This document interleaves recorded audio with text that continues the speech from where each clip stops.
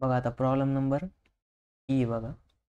तर ई मध्ये काय सांगितलं, find the approximate root of x cube minus x minus 1 equals to 0 by using bisection method only 1 iteration. ठीक आहे, म्हणजे बाय सेक्शन मेथडनी एक इटरेशनपर्यंत फाइंड आउट करायचं आहे.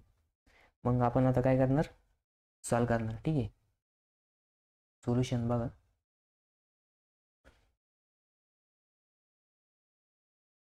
आपल्या इथं फंक्शन काय दिलेलं आहे बघा, x raise to 3 minus x minus 1. मग इथं लिहायचं f of x equals to x cube minus x minus 1.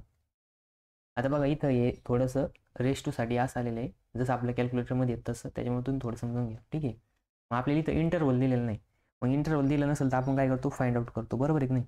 मग फाइंड आउट करा. ठीक आहे, मग पुट एक्स इक्वल्स टू 0.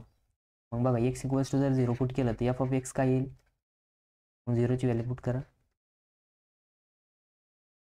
मग किती आला तो, -1. मग फंक्शन काय आलं इथं सुरुवातीला -1 आलं. आता परत पुट करायचं, पुट एक्स इक्वल्स टू 1.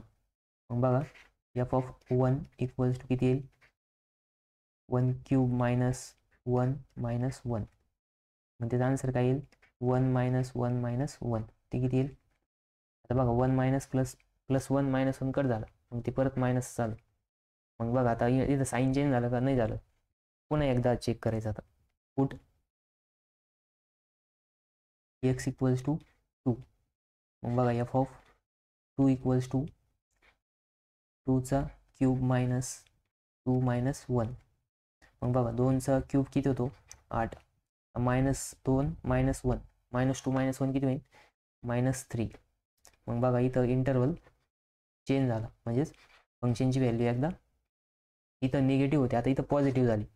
म्हणजेच रूट ऑफ द इक्वेशन कशामध्ये बिलॉंग करते, 2 आणि 1च्या मध्ये बिलॉंग करते. ठीक आहे, मग बघा इथं मी तुम्हाला लाईन ड्रॉ करून दाखवतो. बघा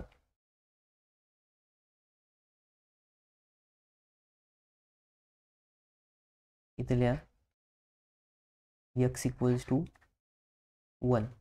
मग एफ ऑफ 1 जर पुट केलं तर किती येतं, ते -1 येतं. आणि इथं लिहा x equals to 2.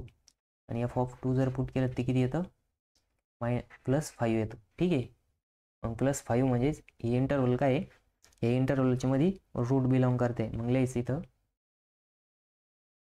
Sign changes for sign changes for the value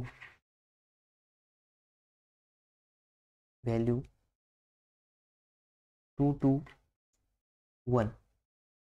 मग लिहायचं लोकेशन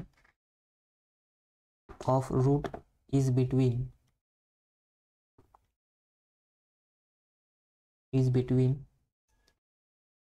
2, 1. ठीक आहे, म्हणजे इक्वेशनची रूट कशामध्ये, 2 आणि 1च्या मध्ये. मग बघा आता बाय सेक्शन मेथडचा फॉर्म्युला यूज करायचा, फर्स्ट इटरेशन कंप्लीट करायचं. आपल्याला एकच इटरेशन फाइंड आउट करायचं सांगितलं, किती सांगितलंय, एक इटरेशन. ठीक आहे, तर मग एक इटरेशन बघा आता द्यायचं इथं, इटरेशन फर्स्ट इटरेशन. ठीक आहे, फर्स्ट इटरेशन. मग फर्स्ट इटरेशन बघा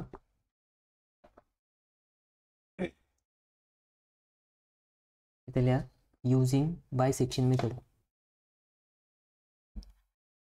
using bisection method.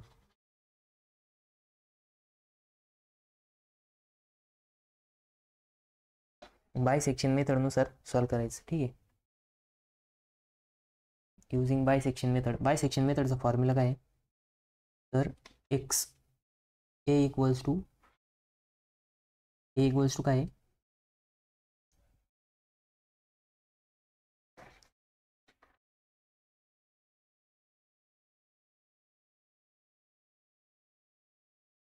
A equals to x1 plus x2 upon 2. मग बघा आता इथं x1 किती आहे, बघा x1 इक्वल्स टू काय घेतलं आपण 2 घेतलं आणि x2 इक्वल्स टू किती घेतलं 1 घेतलं. ठीक आहे. मग बघा a इक्वल्स टू 2 + 1/2 फॉर्म्युल्यामध्ये पुट केलं. मग a इक्वल्स टू किती आलं 3/2 म्हणजेच a इक्वल्स टू किती आलं आपलं 1.5. किती आलं 1.5. ठीक आहे. ज्यांचं 1.5 आलं असेल त्यांचं आन्सर बरोबर आलं आहे. ठीक आहे. मग इथं लिहायचं दस फायनल स्टेटमेंट लिहा. आता फायनल स्टेटमेंट काय लिहायचं दस after first iteration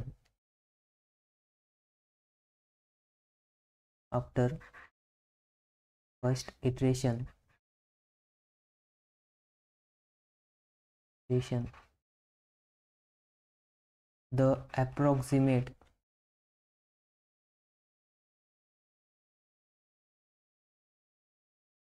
approximate root of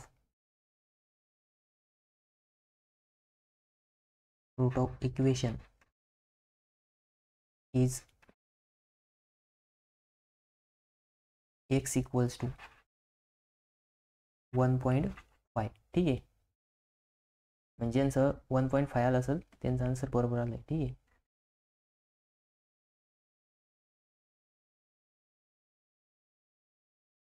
तर मग बघा ज्यांनी असं सॉल्व्ह केलं असेल त्यांना 2 पैकी 2 मार्क भेटले असेल. ठीक आहे. ज्यांचं 1.5 आलं त्यांचं बरोबर आहे. आणि आपल्याला इथे एकच इटरेशन सांगितलं होतं. किती इटरेशन सांगितले होते 1. त्याच्यामुळे आपण काय एक इटरेशन सॉल्व्ह केलं. ठीक आहे. बघा आता आपण नेक्स्ट प्रॉब्लेम बघू.